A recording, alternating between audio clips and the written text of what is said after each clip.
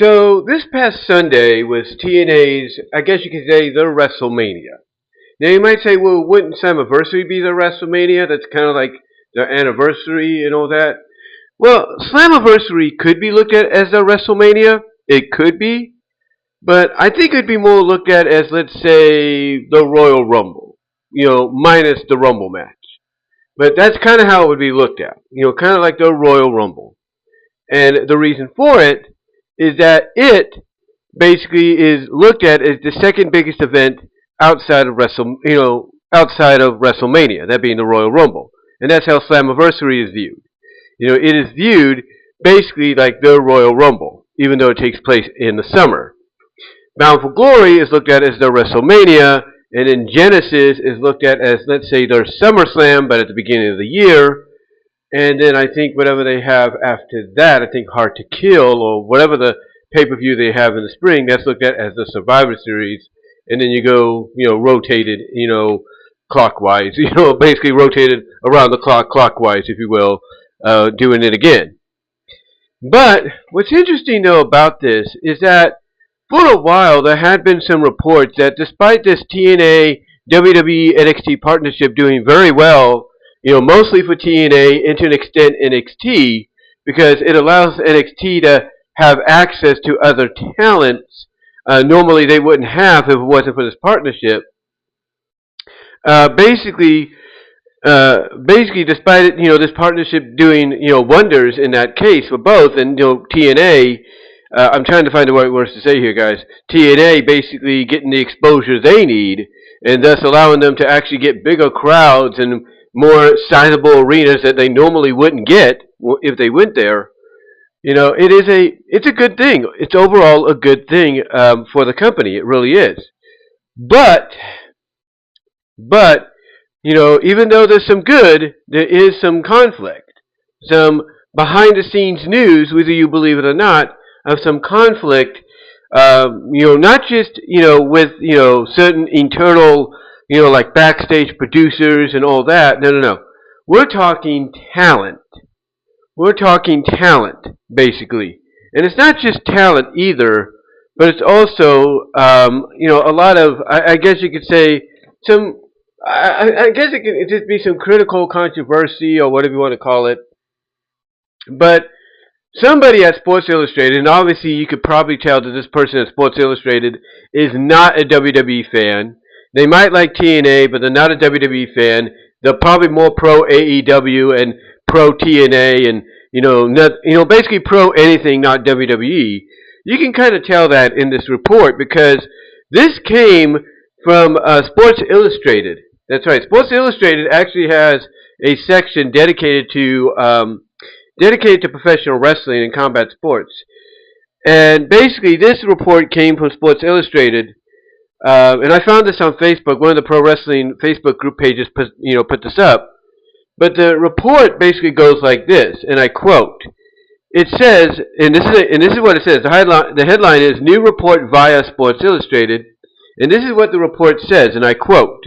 WWE is the powerhouse bully when it comes to TNA creative. It's only going the way WWE wants. Now, obviously, they kind of had a misgrammaring there. A misspelling there. They should have said, wants, not want, and everything, because they said it's only going the way WWE want, not wants. The word should be wants, not want. So you can kind of tell this is somebody that is not a WWE person, not a WWE fan, not a unbiased, neutral kind of wrestling fan. Like I said, they'll like anything that's not WWE, except WWE. But continuing on. Let me reread that again. It says, WWE is the powerhouse bully when it comes to TNA creative. It's only going the way WWE wants. TNA Bound for Glory featured a standout X Division Championship match between Leon Slater, who is the current X Division champion, and WWE NXT's Javon Evans that ended in controversy. Now, it did. Well, here's what they're not saying. Okay. Well, actually, they do mention it later on. But basically, they're focusing more on the negative. Okay, they're focusing more on the negative. And a lot of people called them out about this, believe it or not. A lot of people did. But anyway, let's continue. They continue on to say that the two delivered one of the night's best performances, with the bout initially ending in a time limit draw. TNA Director of Authority Santino Marella then ordered the match to continue until there was a winner. But moments later, NXT stable Dark State interfered, attacking both men and causing the contest to be ruled a no contest. Fans and critics heavily criticized the finish, especially given the hype surrounding the match. According to multiple sources speaking to the Takedown, that's the section, the Sports Illustrated section for wrestling and combat sports. They said, according to multiple sources speaking to the Takedown on SI, WWE had significant input on how the match was booked. WWE and TNA currently share creative control and talent usage as part of the working partnership, and insiders say that WWE has a, quote, a lot of pull when its wrestlers appear on TNA programming. Continuing on, it says, despite the backlash, sources indicate that Evans and Slater are expected to face off again soon, potentially at NXT Halloween Havoc, which is at the end of the month. The two also recently teamed up against the Colleen on NXT in September. Then they close it out by saying, Slater won the NXT X Division, not NXT, but Slater, okay, this is how they close it out. They say, Slater, who won the X Division Championship at TNA Slammiversary by defeating Moose, continues to rise as one of TNA's top stars following his endorsement from AJ Styles earlier this year. Now, you might say, well, it doesn't sound too bad, the report, from Sports Illustrated's Takedown section. Yeah, it may not sound like it, but you could definitely tell just by the way it's typed up with some, and I'm not the best, writer myself. I'm not the best, person that, when it comes to typing up stuff like descriptions of my YouTube, my YouTube videos and all that. I'm not the best at that either. Nobody is. But you could tell that when somebody has a disdain for someone else or a promotion or a business and all that, you could tell that they're going to let it be known in the way they kind of write something up, but by writing it up to the point that they basically, kind of, I guess you could say, I guess you could say word it in a way that's not like, getting the point. It gets the point across. But if you're an English teacher or a grammar teacher and you see this, you're going to point out that, like, right at the beginning when they say it's only going the way WWE want, a grammar teacher or an English teacher is going to look at that and they're going to cross that. They're going to check that. And they're going to say, yeah, you misspelled this. Your grammar for this was not good. It should say wants, not want, But anyway, again, you look at the key things here where it says that basically, going over this again, calling WWE a powerhouse bully when it comes to TNA creative, it's only going the way WWE wants. It's like, it's like you see that at the top, but then you see that they contradict themselves. You see that they contradict themselves by saying that WWE and TNA currently share creative control and talent usage as part of their working partnership, and insiders say WWE has a, quote, lot of pull when its wrestlers are appearing on TNA programming. Well, duh. Of course WWE is going to have some pull. That's their talent. And I mean, look, even with Vince gone, WWE is not foolish enough to say, okay, TNA, you're going to have creative control. You're going to have the creative booking over, let's say, let's say, for example, the calling, like Sean Spears. Or, hey, you're going to have the pull over Ethan Page whenever he's on your program. And so on and so forth. It's basically like if you're WWE, even though you're in a working relationship with these people to basically get your up-and-coming talent more time to shine, to prove to the world and you that they're ready for that main roster spot, even though that's basically part of this, partnership, even though that's the main reason for this partnership, you're basically in the back of your mind, you're not going to fully, entrust your partners, with the book, with how your talent's going to get booked. So, So obviously, they are correct in that portion, but they're also correct with the other way around. They are. They are correct in the other way around. Because TNA is the same way. And that's what makes this partnership, in a way, somewhat equal. Not a one-sided thing. It is basically somewhat equal. Because if it wasn't, then why would they, and this is, the truth. Okay, excuse me. This is the truth. Why would they, alright, trying to think about what I'm going to say here, but why would they, if this was an uneven playing field, if this was all WWE, if this is all WWE pulling the strings, why would they, on their own home turf, at the Performance Center, at the NXT Arena, the Performance Center, why would they at Showdown allow the men in the main event of that show, I guess you could say, over the air, OTA, PLE, well, special event, whatever, why would they let the TNA talent go over the NXT talent? Why would they let, the guy that would go on to be the new TNA World Champion, Mike Santana, and by the way, congratulations to him on that. Why would they let him pin the recently crowned new NXT champion in Ricky Saints? Why would they do that, or why would they allow that if WWE had control? They wouldn't. WWE be like, nope, Ricky Saints is going over Mike Santana. Yeah, Mike will go on to win the championship, but we're gonna have we're gonna have our team, we're gonna have our roster dominate. What why would they allow the opposite to happen if they had total control? They wouldn't. You see what I'm saying? This to me is, even though it does have some points, at times, it's nothing more than basically, as some people might look at it, a hit piece on WWE from a non-WWE fan that's more pro-AEW, more pro-TNA, more pro-MLW, New Japan, you name it. They don't like anything WWE unless Triple H comes out and says, we're nothing but pro wrestling now! We don't do a storyline, we're just going to have the flips and the kicks! It's like to me, what these outlets like Sports Illustrated and ESPN need to do is they need to basically keep the reporters in check, and they need to talk to them, and basically need to tell them that when you're going to do something reporting-wise for us, you need to be unbiased. You need to keep your biasness, your disdain, your hatred, your prejudice. You need to keep that in the back and be professional, or you can, or basically you can get the F out. That's pretty much what they need to tell them. They need to tell them you can either, you need to be professional and basically be unbiased, when you're reporting, or get the F out. That's what they need to tell them. Because again, this person, yeah, he's praising the match, and yeah, not a lot of people are happy with the, with the result, but get this, a lot of people understand the reasoning.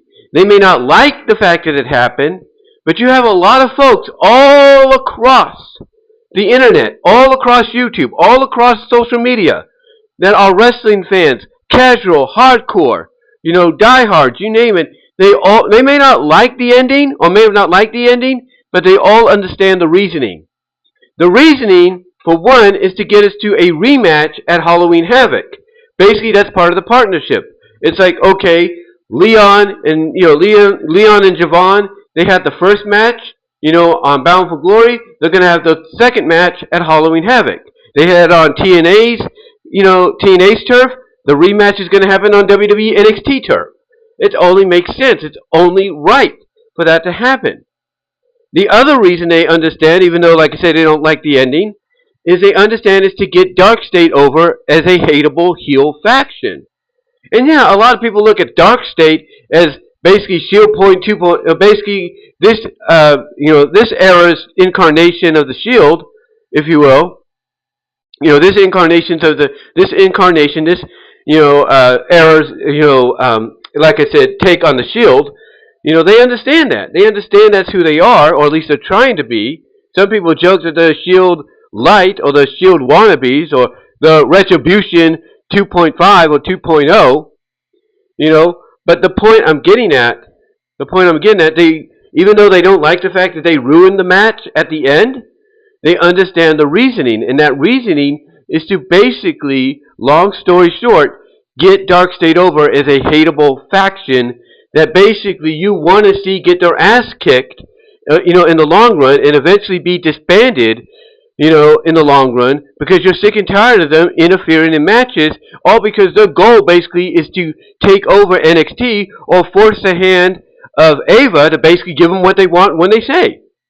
Because that's basically what this is. That's basically what this is.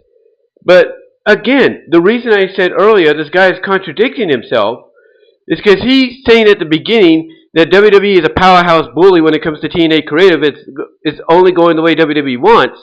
He then says later on, WWE and TNA currently share creative control and talent uses as part of their working relationship, and insiders say WWE has a lot of pull when its wrestlers appear on TNA programming, but he also forgot to mention that it's the other way around. It's the other way around, and what he doesn't seem to mention, basically, is who's to say, because he doesn't bring this question up. Yeah, everybody will point at the fact that WWE probably had a lot of say in how that match, ended and all that. But again, everybody understands the several reasons for it. The number one reason, or one of the number one reasons, get Dark State over as a heelish faction that you want to see eventually get their ass kicked, in the long run and be disbanded, all because their mission is to disrupt things because they're sick and tired of being held down or not being given what they want when they want it. And the other reason is to get to the rematch on the NXT turf. Again, they have the first match on TNA's turf, now it's going to be on NXT's turf. So it's an equal situation.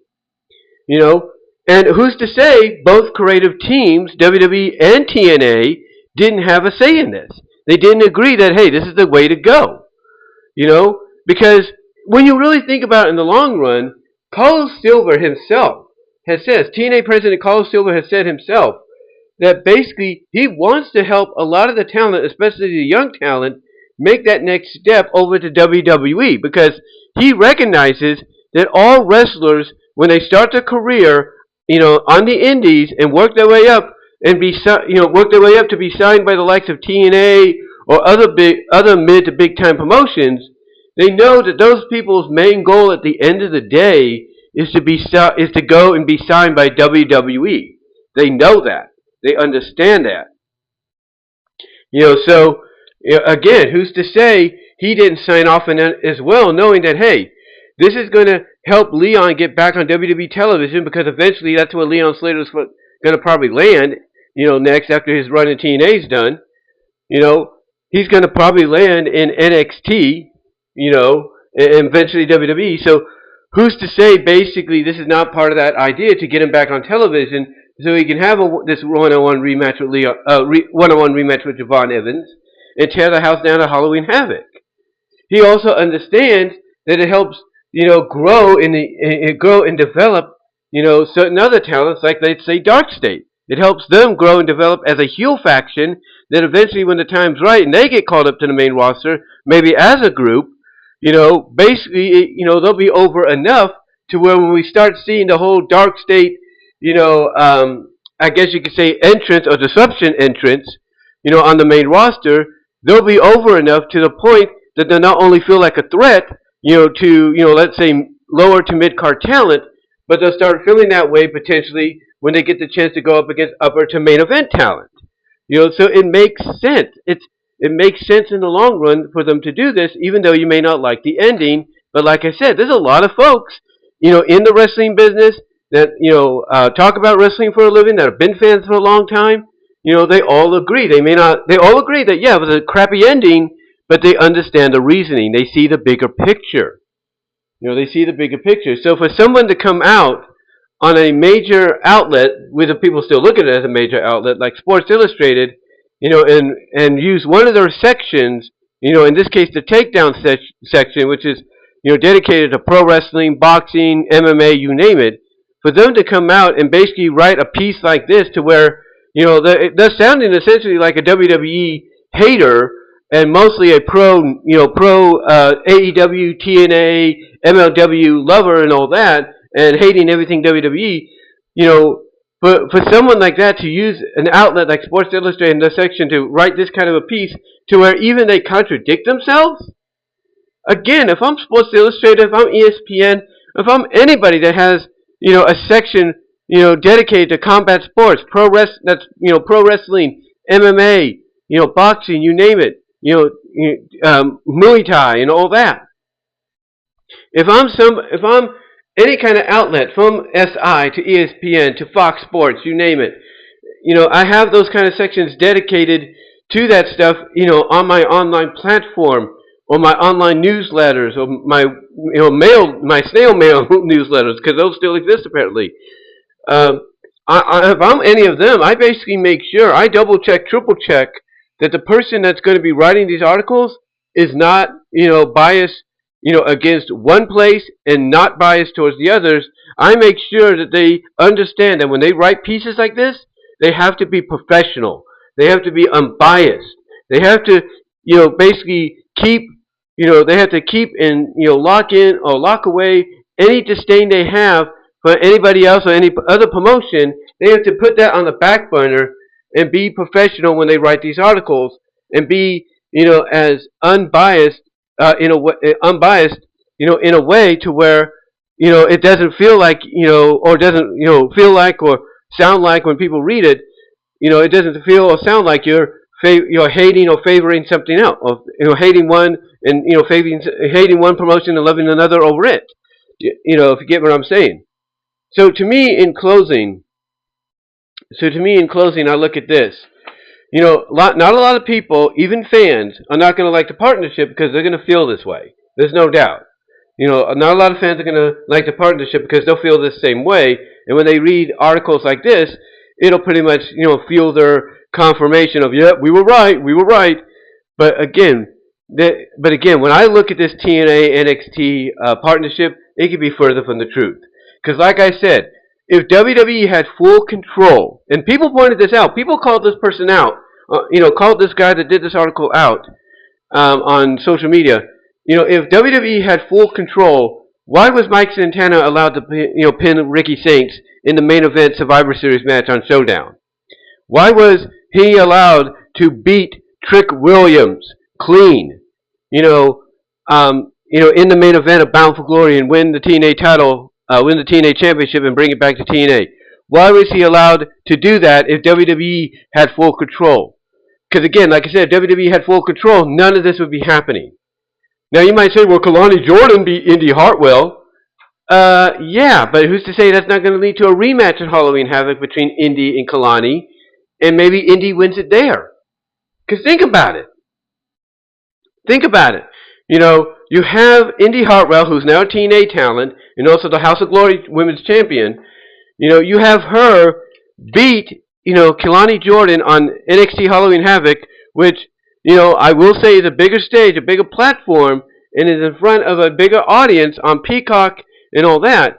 Why would you waste the opportunity at Bound for Glory, which is on pay-per-view and a lot of people could see? Why would you waste it there and not save it for, an equally bigger platform in Halloween Havoc? Name-wise, I will say this, reputation name-wise, NXT Halloween Havoc is not on the same level as TNA Bound for Glory, but you get what I'm saying. Why would you, have it done there when you can wait and have it done in front of a wider audience, if you know what I mean? Thus, it gets not only the TNA Knockouts Championship more exposure, and TNA, again, by extension, more exposure in the Knockouts division, but also it basically it builds up Indy Hartwell's reputation to the point that when her time at TNA is over, WWE is going to take her back and say, this is the Indy Hartwell we wanted.